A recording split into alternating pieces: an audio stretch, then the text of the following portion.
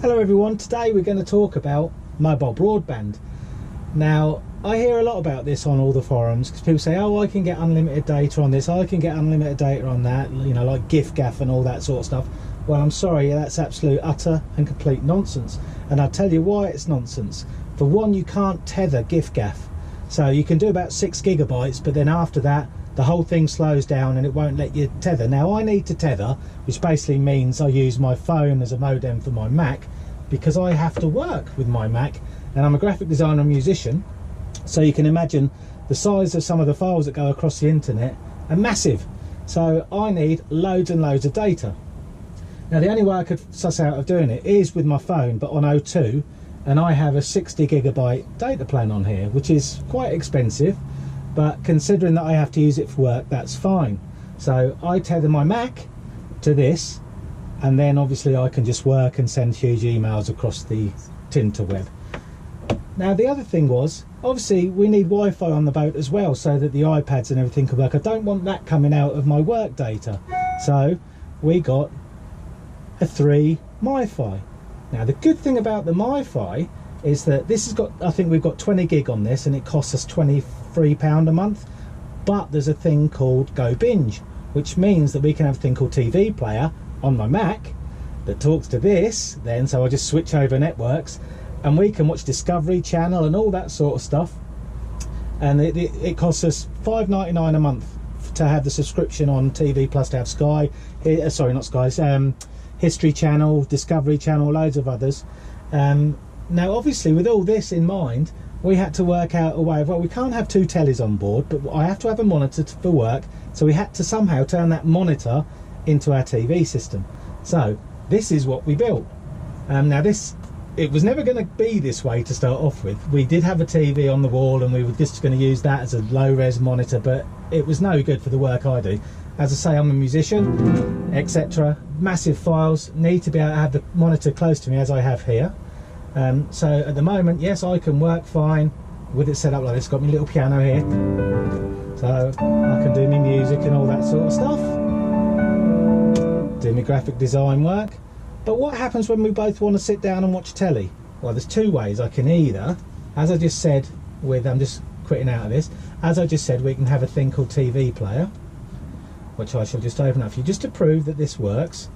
And this is now, it will be connected to this in a moment. I'm just going to switch my network, and I'm now going over to what we call this as Hannah the Narrowboat. Right, now that's banged on Hannah the Narrowboat. I should go to TV Player on my Mac, and it should probably take a while just to get themselves in there. And now here we have on here, I'll just go to, I don't know, let's go to drama, no, to factual, just so I can show you that we get Discovery Channel. Or, oh no, I love air crash investigations, so we'll put that on. And it comes up here, we press play, it'll take a couple of moments. The controller then instructs them to reduce speed. That's Boom. getting pretty slow. History Channel. It was a concern to us. Quality gets better as you go once it starts streaming fine, and that's all included on here. Specific information that it does not do not use up your data. So that's how we can watch it on the Mac. But of course, we don't want to use streaming data all the time, so we need a normal telly. So let me show you how all this works. First of all, I'll just turn this off of here. I can find my mouse again.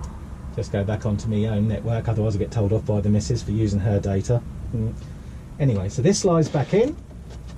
Okay. As I said, this wasn't quite designed for this originally, so this will be all strengthened. Then this goes in here. Just make sure it goes all the way in, like that. Make sure that goes in, and then bear with me a second. This goes in here, like this. And now the telly, you can move it up, sideways, and there we go. So obviously we've still got my Mac on there at the moment, but on the back of here, as long as I turn our telly on, so we have a hard drive recorder here, which is a Humax Freeview thing, so I'll just turn that on. It'll probably take it a minute. Now on my Mac, on the monitor, I just switch over to HDMI 1, turn my stereo over to auxiliary 1, and in a moment Once that warms up, we should have it. It sometimes does this. It sometimes tries to go over to HDMI 2 and 3 and all that sort of nonsense because it hasn't quite caught up with that. They will in a moment. The chair specialist. Here we go. And now we have HD TV coming through the aerial on our roof, and we can record and everything. So there we go. So I would say if you need a good, you want to watch TV on the internet, get one of these and subscribe to TV Player. Then you get all your normal Freeview channels plus Discovery, History, all those sort of channels on top. You can pay for even more, but I don't think that's bad. So that's how we've solved the problem of me being able to work on the boat and us being able to watch all the telly and a bit of entertainment. And obviously all this stuff here is DAB radio, works as me monitors. Superb. Hope that helps. Bye.